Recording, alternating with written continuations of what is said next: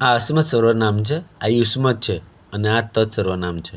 હવે તત્ સર્વનામનો જે ત્રીજો પુરુષ એક વચન છે તો અહીંયા આગળ નિયમ છે કે તત્ સર્વનામના શસ પછી એટલે કે એનો જે વિસર્ગ જે છે એ વ્યંજન પર ઉપર આવતા એ સનો એટલે કે રનો સ પછી ર થાય, રનો વિસર્ગ થાય તો એ વિસર્ગનું વ્યંજન પર આવતા લોપ થાય છે. પાઠ 35 નિયમ 3થી એટલે કે સહપઠતી છે તો અહીંયા આગળ પ વ્યંજન આવ્યો તો અહીંયા જે વિસર્ગનો રનો વિસર્ગ કર્યો તો સનો ર અને રનો વિસર્ગ તે વિસર્ગનો લોપ થશે.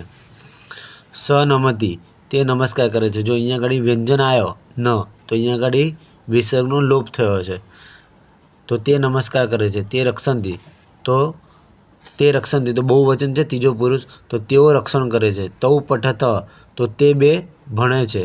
ત્વમ પતસી તો બીજો પુરુષ એક વચન તો તું પડે છે. જીવામાં પહેલો પુરુષ બહુવચન અમે જીવીએ છીએ.